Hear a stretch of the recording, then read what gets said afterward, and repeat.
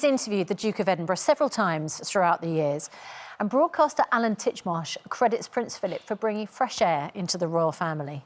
Well, Alan joins us now to share his insight into the longest-serving consort in British history. And also, Alan, more of a gardener than you gave him credit for, I understand. Indeed, yes, he was. I wrote a book about royal gardeners which traced horticulture right the way through all the sovereigns in Britain, because they were often the great patrons of horticulture. And I came right up to date, and I thought, well, I'd better send a copy to the Queen. It's a bit rude to write about royal gardens, including the current royal family, without sending a copy. So I sent a copy to the Queen, and about 2 weeks later I had a letter back, a personal letter from the Duke of Edinburgh, saying that he'd read the book, and the word he used, he said, I was stung to reply because you didn't cover a lot of the things that Her Majesty the Queen and I have done at Windsor, at Sandringham, at Balmoral. And he listed all the things that they'd done. So I have this document at home, yes, which is really rather nice to have. It was a 3-page letter, wasn't it? I mean, he spent a long time explaining how he felt to you. He did, yeah.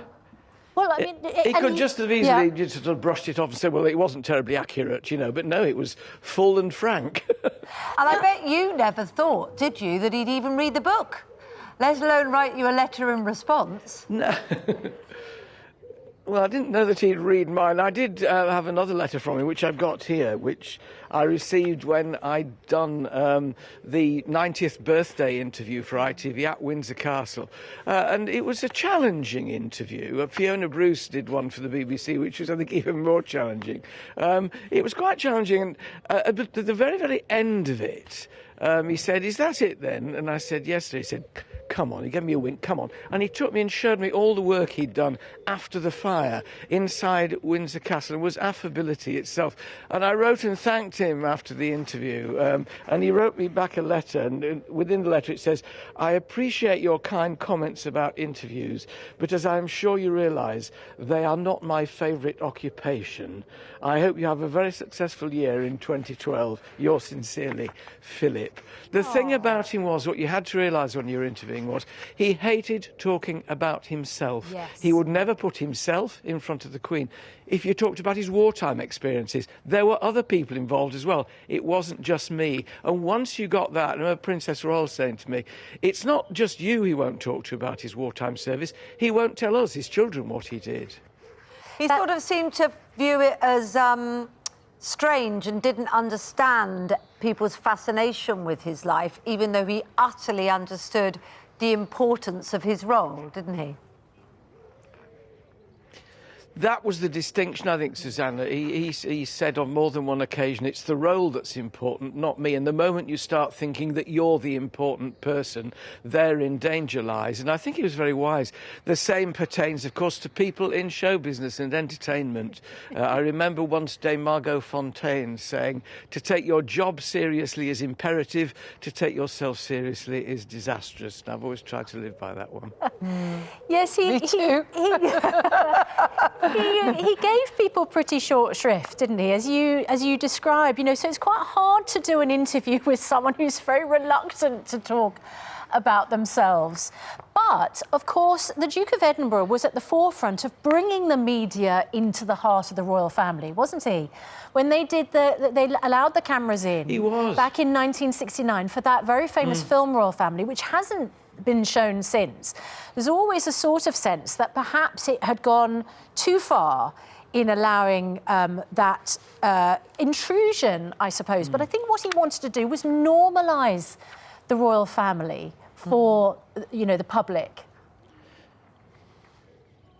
It's a dangerous line, isn't it? I mean, it was Walter Bagehot, you know, the constitutional expert, who said, you know, if you let the light shine in too much on monarchy, the mystery goes. That a degree of mystery has to stay there. But particularly in this day and age of social media and a completely different, you know, media environment, it's very difficult. People want to feel that the royal family are human, but at the same time, they still want them to be special.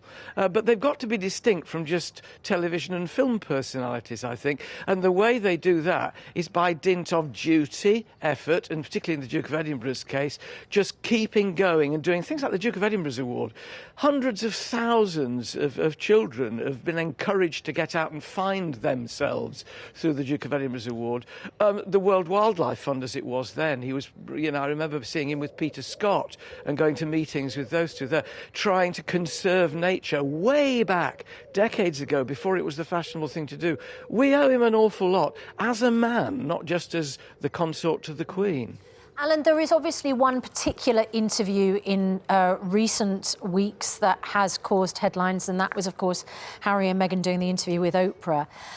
Giles Brandreth has written in the Daily Mail today, the fact that the Meghan and Harry interview was aired while Philip was in hospital did not trouble him.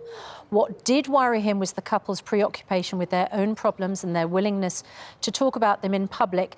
Give TV interviews by all means, he said, but don't talk about yourself.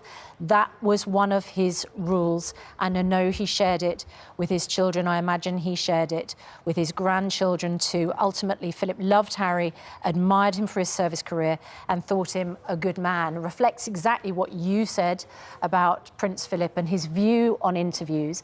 But of course, this weekend is a really important moment for the family, for any family, when there is a loss of this magnitude and then there is a funeral, that Prince Harry is back in the country. And I just wonder what your reflections might be on just trying to heal what has happened and that rift. I think everybody will go along with Sir John Major's thoughts that this would be a good time to heal friction. Nobody likes, family arguments in any family at all. And we are all human, whether we're regal or just ordinary commoners. We are all families together. This is one family at which we all look. And we do look for guidance and example, and we receive good example from many of them. And I do go along with Sir John Reid and say it would be lovely if that was just sorted this week for the greater good and for their good as well. Absolutely, for their good. Lovely to talk to you this morning as we all gear up for garden centres and gardening and all of that. It's lovely to hear you talk about other things too. Alan Titchmarsh, thank you. And thank you for sharing the letter with us as well. Such a historic document, actually, you have there in your hands. And lovely to hear from you. Filing it away. Yeah, don't Keep use it that. somewhere safe. Yeah, quite.